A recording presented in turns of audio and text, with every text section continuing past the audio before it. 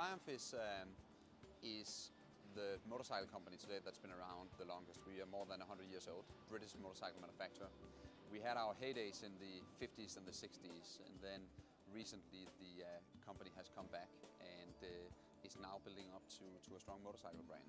We focus on doing something that's slightly different from what everybody else do out there in terms of our engines, in terms of our design. Steve McQueen, Marlon Brando, James Dean, and later Bob Dylan all rode Triumphs.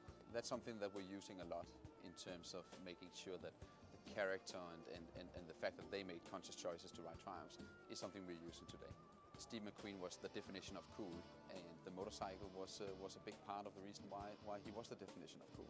The Speed Triple is Triumph's biggest seller globally, and this was the bike that was in Mission Impossible 2 with Tom Cruise.